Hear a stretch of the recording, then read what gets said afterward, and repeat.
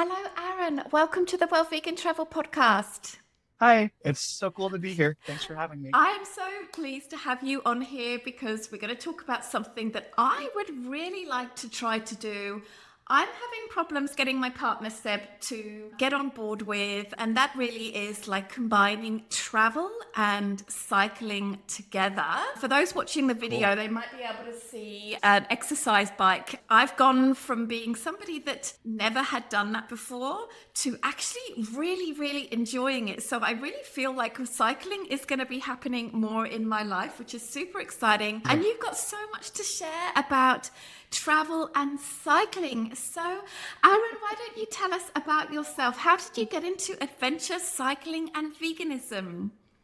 Oh, cool. Well, the veganism came first. So my vegan story starts more than a decade ago. And for the life of me, I can't remember exactly which year I started to experiment with plants. But a good friend of mine who had also turned me on to cycling a few months later, I think, in the timeline, he converted me to plants and cycling. So I owe most of my current passions when it comes to adventure cycling and being vegan to Brent. He's an amazing influence on me in my life. My vegan journey started when I was very overweight. I was carrying 245 pounds around, and everybody thought I looked like a bodybuilder just because of the way my composition was oriented, but it was very uncomfortable and extremely unhealthy, and I had to turn that around, getting off of the animal food train and onto the health-oriented vegan train, the plant-based whole foods train was a wonderful choice, and I wish I had done it so much sooner in my life.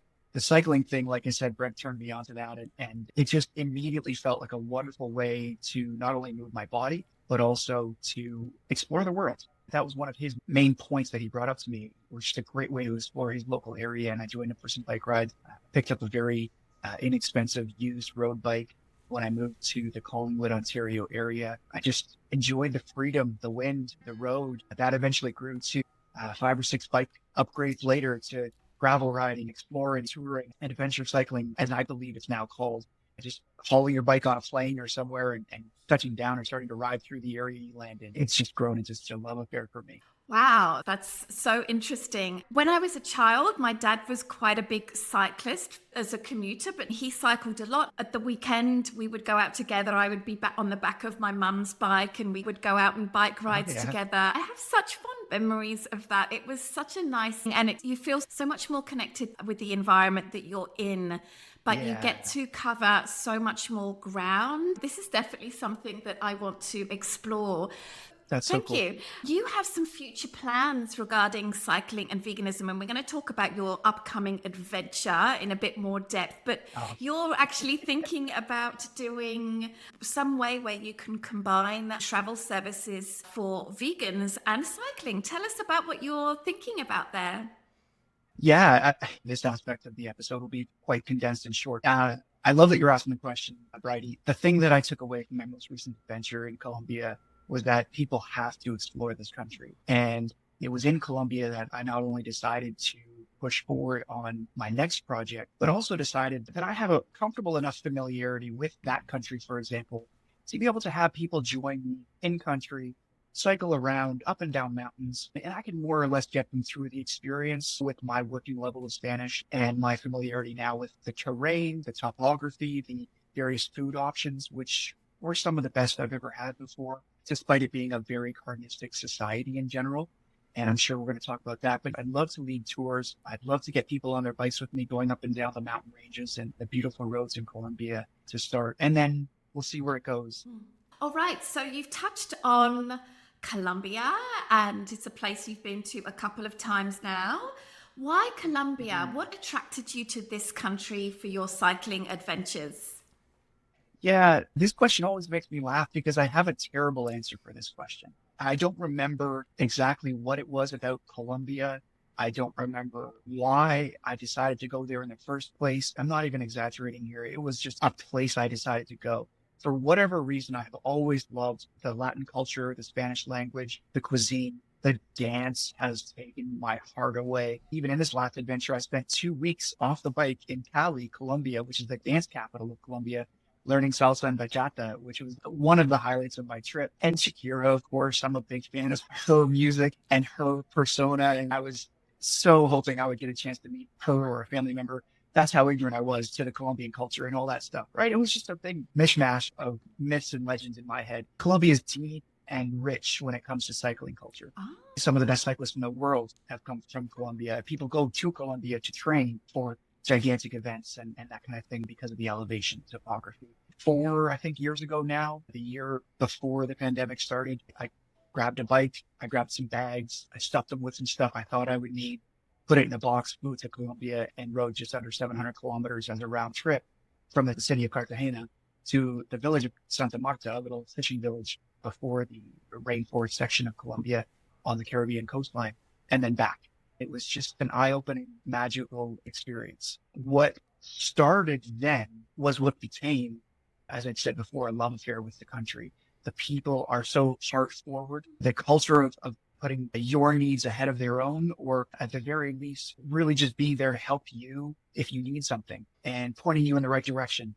In my case, watching my bike as I popped into a shop or a restaurant really quickly, warning me of upcoming concerns or making sure I was being cautious when it came to certain areas or certain times of day, for example. It was just always a very inclusive, warm culture and society. I felt more at home in Colombia than I've actually ever felt in Canada. That's how I feel about the country. So after my first trip there, knowing nothing about bike packing or traveling by bike, I just watched a bunch of YouTube videos and I thought it looked cool.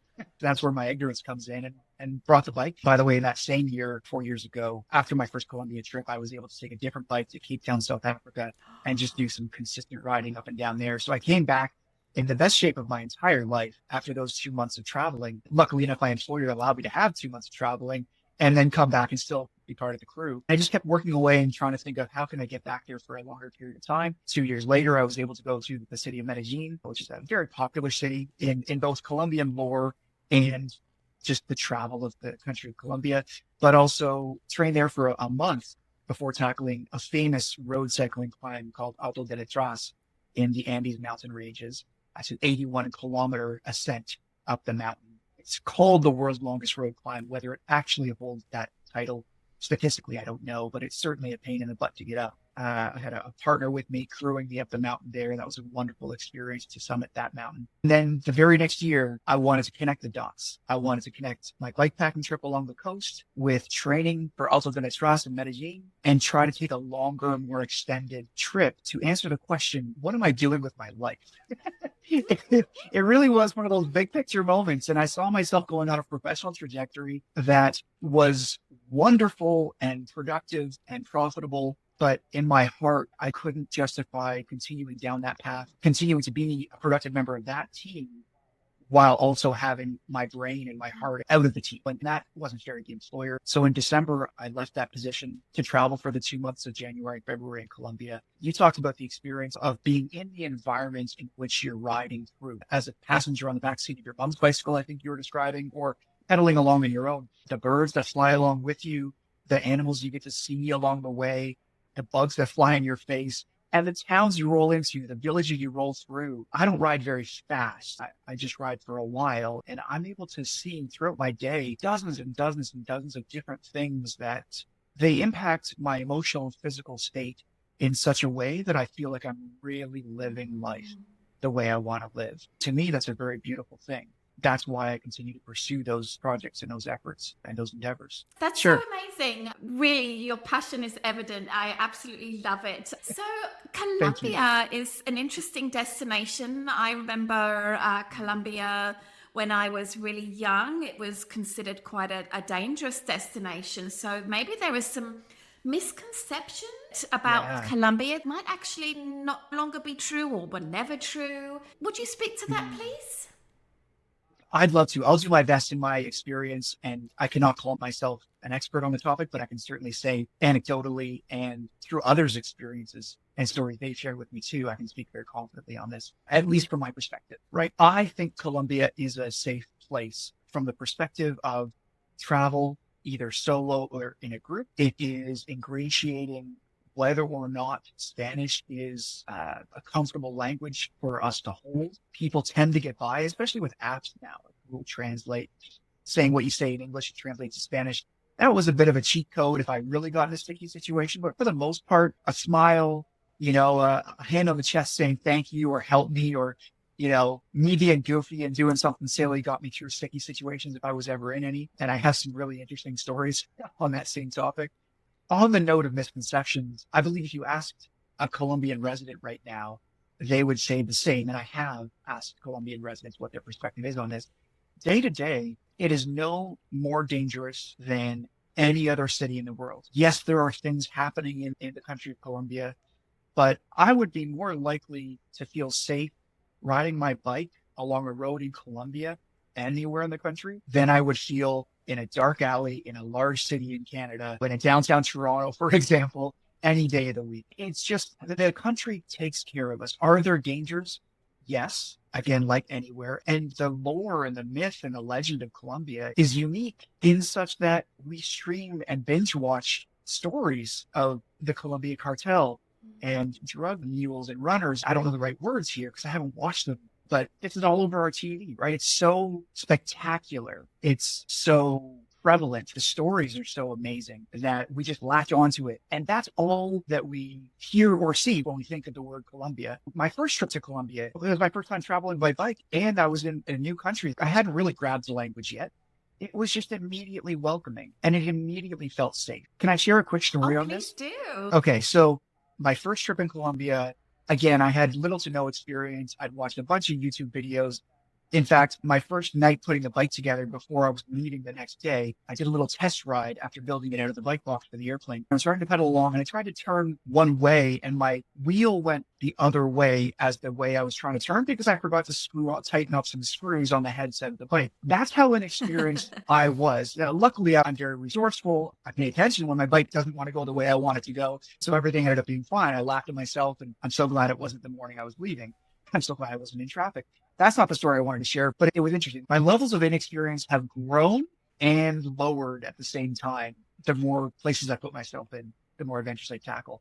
But I was on this ride on my first trip along the coast, and I had just passed one of those security checkpoints. It's full route, and I got a flat tire. My bike is a tubeless tire setup, so there's sealant that seeps out and it fills the gap. And I would continue to ride along. 5 minutes later, another hole. So I was rolling over some stuff, nails or glass or whatever it was. I was sitting on the side of the road. The second attempt, the tire just wouldn't seal itself, the sealant. I was sitting on the side of the road for about an hour. It was almost noon at this time. I was struggling with my replacement tubes. Tubeless tires are extremely difficult to repair or remove roadside. A small cargo truck came up, pulled over to the side of the road. I didn't notice them at first, but I looked up after a couple of minutes and I saw these two gigantic dudes coming at me. Like 6 foot tall, twice as big as me. And I'm not small, but they were big dudes. And I'm like, all right, cool. I guess this is how it ends because everybody was saying, right? I mean, this is my total misconception. They were like big old smiles, gigantic hands, shook my hand. Their hands were 3 or 4 times the size of mine. So like I had no choice in the matter. They motioned like get in the truck. I'm like, okay, I'm not going to resist against you guys. The bike got in the truck. I got in the back of the truck. I took a 10-minute ride to the nearest town and they were like, here's where you're going to find a repair. Wow. And then I took the wheel off the bike. A local person on the side of the road, I asked, where's a local bike shop or somewhere to help me with my wheel? In Colombia, the cycling thing is such a rich and deep sport, passion, hobby, lifestyle that there's bike shops pretty much anywhere you need them to be. I was just several kilometers outside of the nearest town that had one.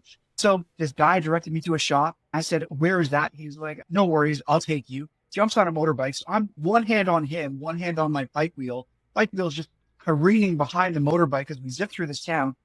An hour later, the only person who would have spoken English in that village was able to help me. Miraculous how we found each other in that instance.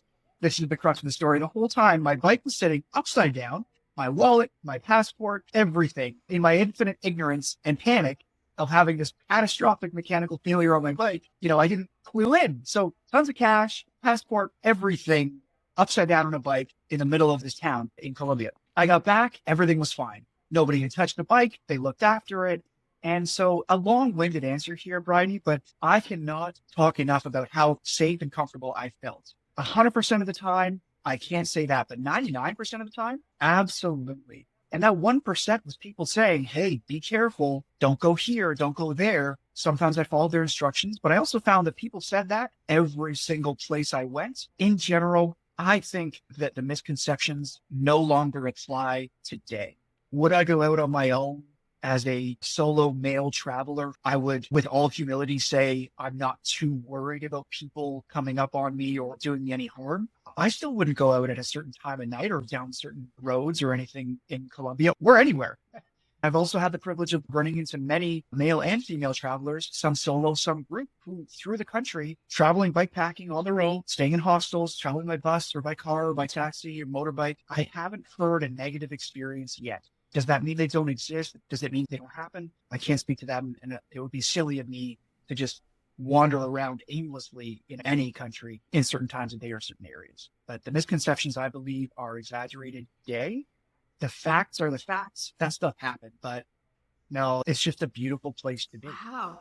You solved me. That's amazing. We've ascertained that we can stay safe in Colombia and that our physical self is going to be fine, which of course is super important. But what about like feeding ourselves as vegans? So how do locals react to veganism? Because I'm imagining when you're cycling around Colombia, you're really going in a lot of rural areas outside of the main city. So as a result, there's not going to be specifically vegan restaurants, I imagine. So how was it like eating on the road? Or maybe there's some strategies that you needed to put in place to make sure that you had food, like doing a little bit of planning, for example.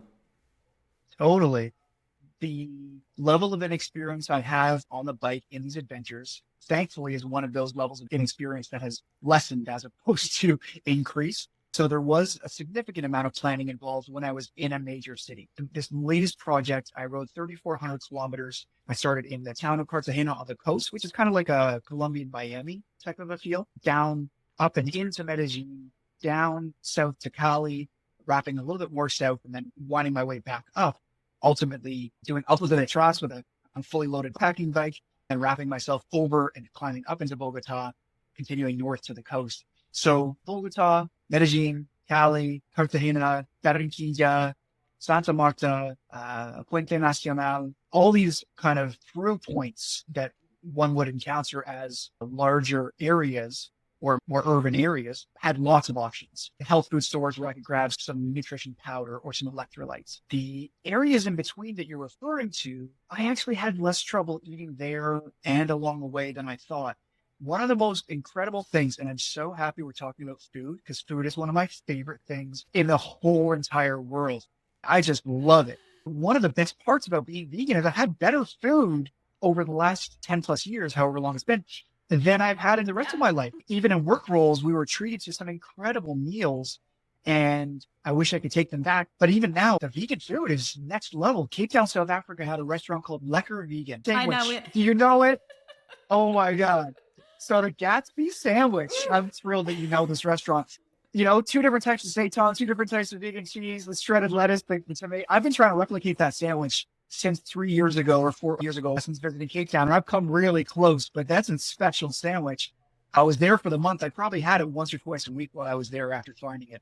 To stay on topic, in Colombia, the most beautiful part of Colombia, and I would even add the most beautiful part of plant-based eating, is that everything is vegan or plant-based until you add the animal stuff. What's really cool about Colombian culture and Latin cuisine in general, same with Asian cuisine and Indian cuisine, it's carb-based, right? There's tons of lentils, there's tons of rice, beans, some nice spices, some aromatic flavor, and lots of vegetables. So I would pass these roadside restaurants in the middle of nowhere while climbing up a mountain. There'd be these roadside restaurants with rice, beans, lentils, sometimes avocado, sometimes a salad, often potato soups, fresh fruit juices, which were amazing for cycling fuel, right? Just some simple sugars, blended up, bunch of fresh mango and some ice. Sounds so good. Perfect. Oh, it's so good. I've been making fresh mango juice since I got back. It's incredible. It's just mango and water, right? You just blend it in a Vitamix and you're good. The amount of food I ate surprised me. I would try to stop usually every 2 hours or so on average. I would try to stop for something to eat if I didn't have it with me. I start the day with a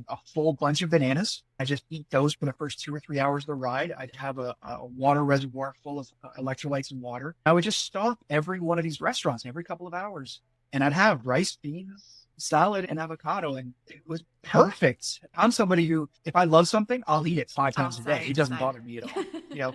Yeah, you can relate. Wonderful, Bridie. And then the pleasure and joy of experiencing various gourmet vegan restaurants throughout Colombia. I got to know some of them when I camped out in Medellin for the month, some of my favorites. And I found some new ones when I was there for the few days on this last bikepacking trip that I hadn't seen before or might have been new, various cuisines. I have had some of the best food I've ever had while being vegan and in Colombia. They even have vegan food festivals. I think it's a pizza festival. It's the whole of Colombia. They have a hamburger festival and it's all vegan food. So vegan burger festival. And I was able to capture that while I was traveling. And so I landed in Bogota and I ate at this beautiful little restaurant called La Cocinita Verde. I had it 3 days in a row and I had the same burger 3 days in a row. And it was so good that when I first got there, after riding the number of kilometers climbing up into Bogota, so tired, so exhausted, and I found this place right around the corner from my hostel. It's one of the reasons I booked a hostel where I did. And the burger was so good. I ate it that night and I came back the next day. I had it for lunch and I took a takeaway for dinner, the same exact sandwich. I love it. It's the best stuff. I didn't have any trouble eating. The reactions were interesting. You touched on this in your question. I'm not super comfortable in my Spanish abilities to be able to have that conversation with people, right? It means something totally different for them. Like I said, it's a very carnistic society. They lead with the animal stuff in terms of the main portion of their meal, like most of us do in any community or society in general. I got so good at saying it was easier for me, and this would be my recommendation for people, is to say exactly what you don't want and then exactly what you do want. So I would say, ¿tienes la comida vegana? Do you have any vegan food? And they're like, no, definitely not. And then I would say, okay, ¿tienes arroz? Do you have rice? Yes. Perfecto. ¿Tienes aguacate? Do you have avocado? Yeah, I got avocado. Perfect. That's my meal. Lentejas? Do you have lentils? Frijoles? And it would just go on and on and on. But it would start with just the whole list of things I couldn't have, right? And it would just end up with usually rice, beans, lentils, probably some kind of vegetable soup if it was available and didn't have any animal components to it, and a basic little garden salad, which usually consisted of onions, tomatoes, and lettuce. Usually no dressing, but you just squirt. The Colombian lime is special on its own. It's a totally different flavor. Some salt and pepper, and I was good to go. So that's what I would have 3+ times a day. And then when I got to enjoy the good vegan stuff, like the gourmet 5-star, like Las Veganas Restaurante in Medellin with my second mother, Yoga, over there, she took care of me. She gave me a big hug when I rolled up on the bike this last time. There's places like that all over. And that was the biggest thrill and the biggest surprise for me. So people's reactions are interesting. But I would say in my own broken Spanish, I know I'm a difficult person to serve.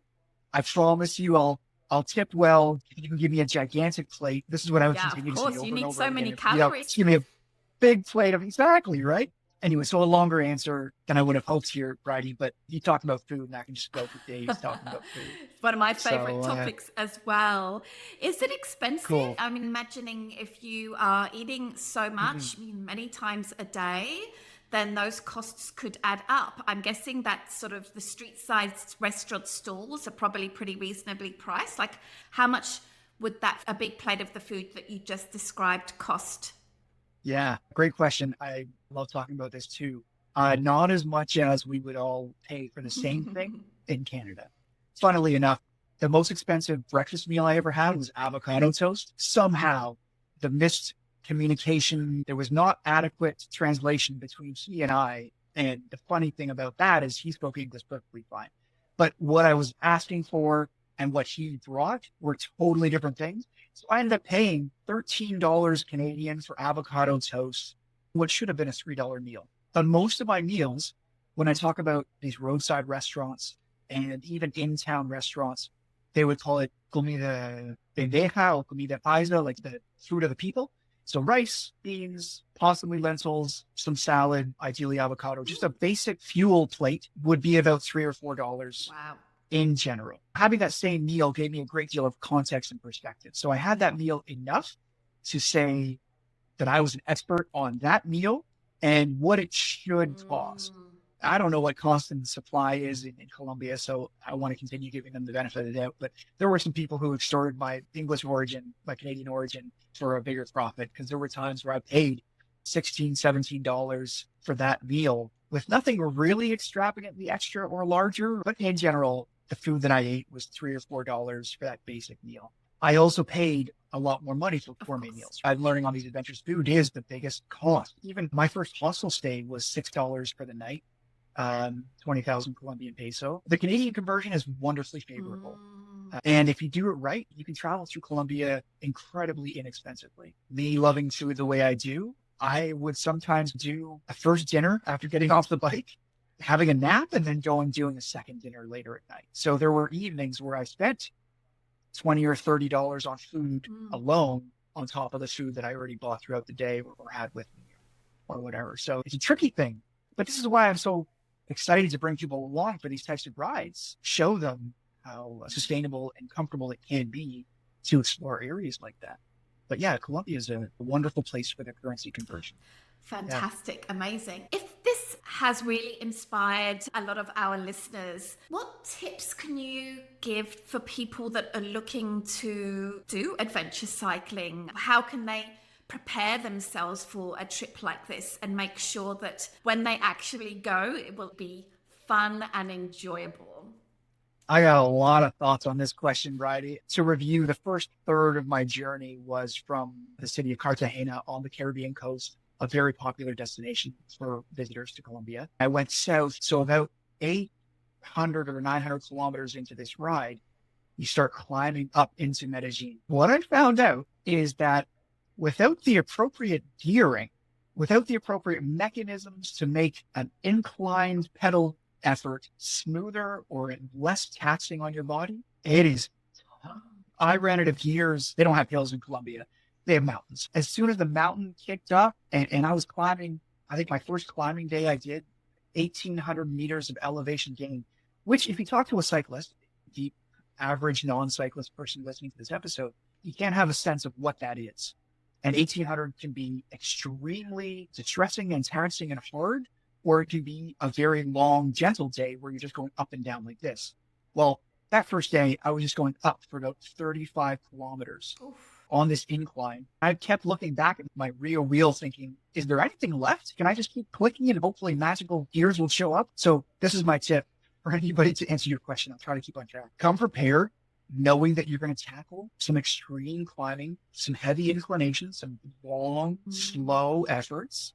When I got home from Colombia, tackling this Canada project next, I jokingly posted a picture of me on my Instagram with a gigantic cassette wheel the size of my head, bigger than my head, in fact, and saying, I am never going to run out of gears ever again. I want to have the biggest, most capable equipment possible. So yeah, make sure you have enough gears. Some bikes have 2 cranks at 2 wheels or 2 gears on the front, and I have 1. So my limitations are a little bit different than somebody who has a set of 2 cranks on the front, and then a gigantic cassette in the back. Full of ignorance, but not lacking in stubbornness, I make it up these mountains, and I had to push the bike a little bit, not the majority of the time, thankfully, because pushing the bike is more strenuous than actually riding up and down. That would be one tip. So make sure you're appropriately equipped mechanically with your gear on the bike. Make sure you have tons of water. Plan to bring extra water on board. At the top of this gigantic climb I was tackling, I wanted to get to an elevation that I'd never been before. So Alto de las Tras, that famous road cycling climb I talked about, tops out at about 3,600 meters and change above sea level. I had acclimated quite well last year by spending that month in Medellin. I didn't acclimate as well this year, so I got a little bit of a headache, the shortness of breath. The oxygen is a little bit less available to our lungs at that elevation. So climbing up to that summit again, second year in a row here, with the altitude effects, and then descending back down. So I wanted to get even higher than that, right? 3,600 meters and change was the highest elevation I had ever been. I thought, wow, it would be so much fun to tackle this really interesting route below that climb, below Alto de las Tras, out of the city of Manizales. Amazing food in Manizales, by the way. For a second, there was this place called Spice in Manizales. It was like vegan street food, deep fried buffalo, cauliflower wings, gigantic, incredible burgers. It was the best. And then there was another place in Manizales called Chagra, where my man Jose just took care of me. Incredible menu del dias, like foods and meals of the day for a very low cost. And it was like a buffet. It was everything vegan. It was the most incredible thing. Anyway, coming out of Manizales, climbing up, I was trying to get to 4,100 meters above sea level, which is a very, very, very high altitude. I had been suffering from altitude effects, and what I hadn't experienced and what I hadn't put together to that point was that I had the onset of altitude sickness during my climbing. And I called home, like I was not feeling good, but I didn't put it together because I had acclimated so well last year. Can hit you if you've never had it Yeah. 20 times before. It's a very strange thing. And I imagine with cycling, because you would be making that elevation more quickly than when you were hiking, then the Mhm. risks of getting it would be higher, I suppose. Yeah. And so I just didn't take the appropriate amount of time to acclimate this trip because I was going so readily up and down so quickly, respective to the days of biking. So that would be another suggestion. So come properly equipped mechanically to your bike. Make sure you do some workouts before. If you're not a regular seasoned cyclist with some base mileage, it will be tough at times.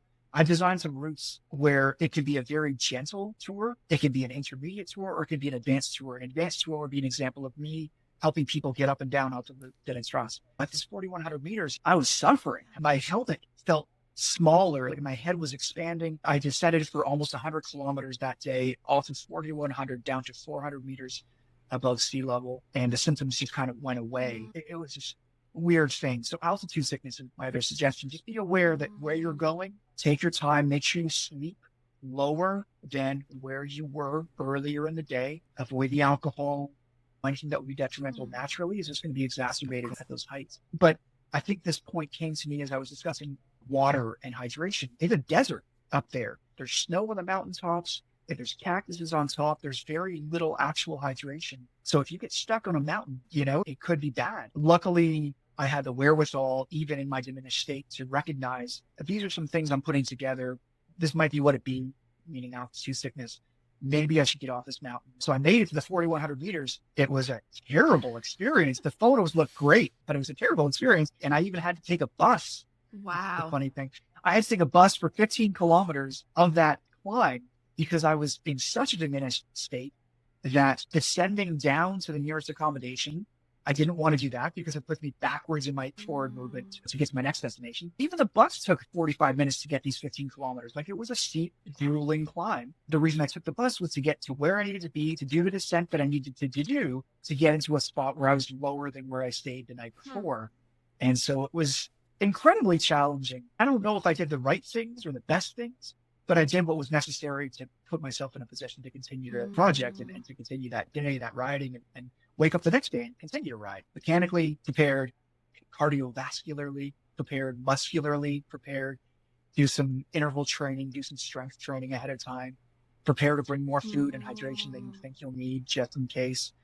Take altitude seriously because it's going to kick your ass no matter what your condition is. Above all these tips, I know it sounds scary regaling the tales.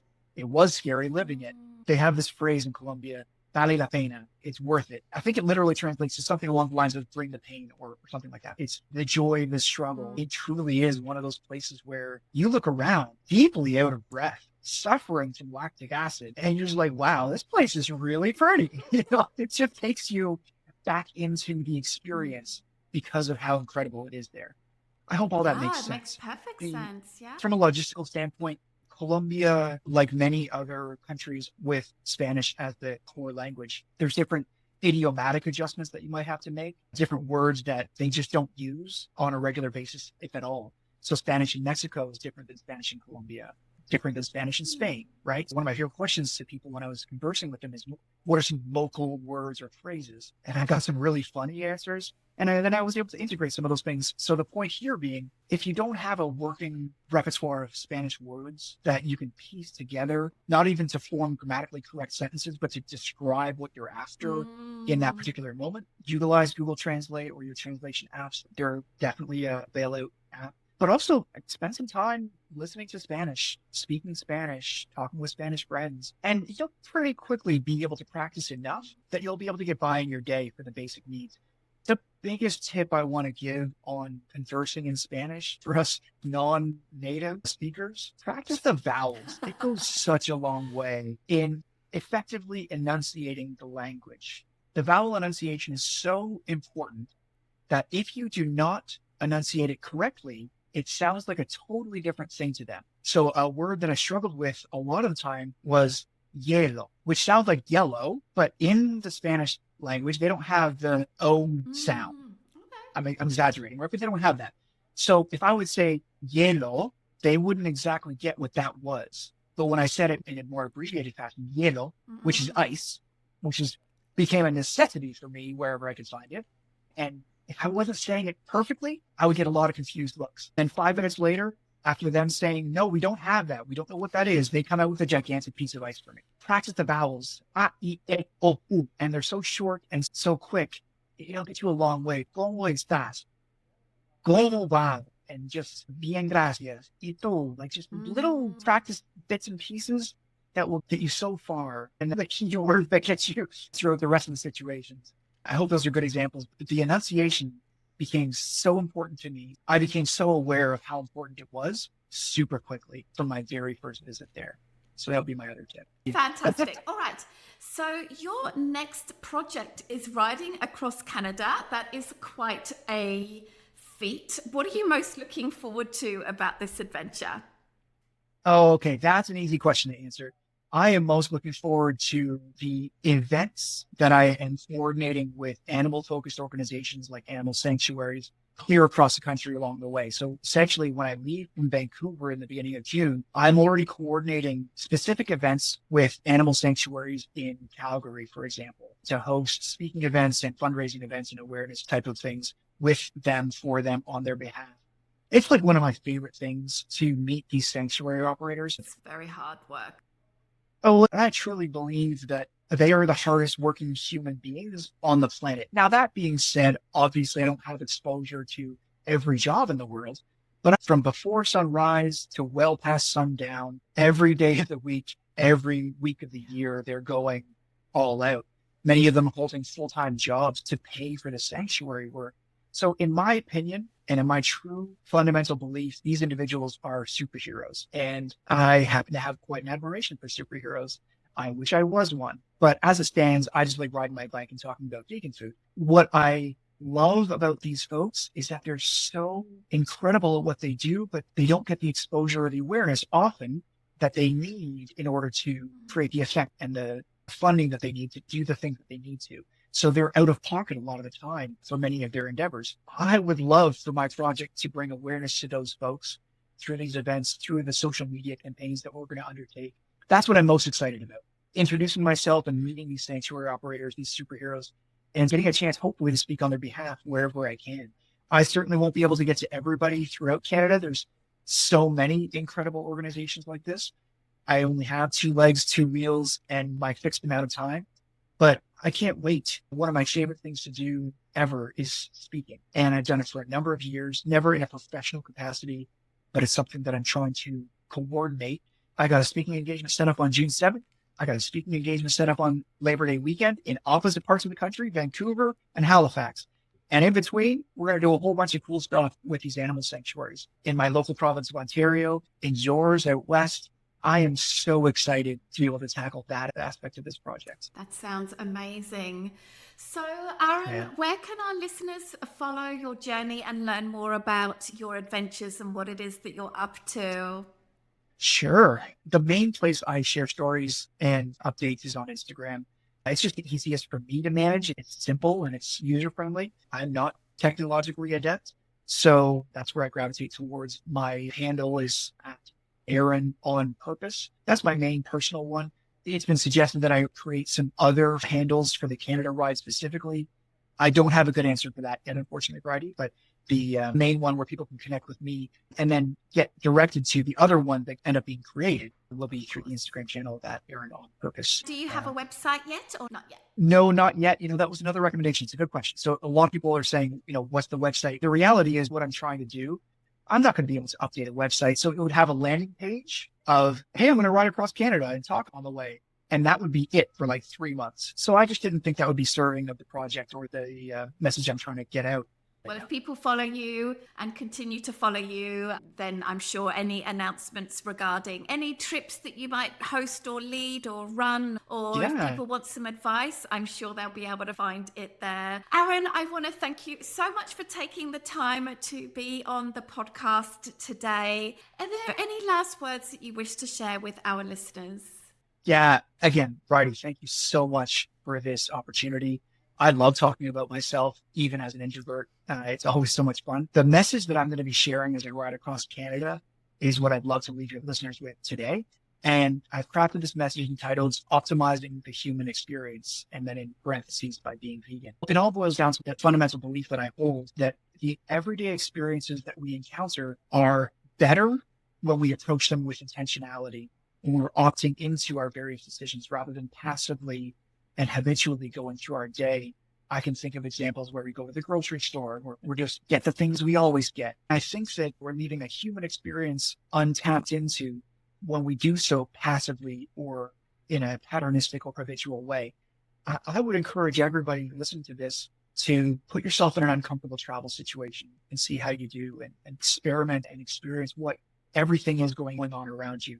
When you're choosing your food today, I hope that you'll choose it in an intentional way rather than going to the grocery store, for example, and walking your normal route. Try different sections, try the produce section only.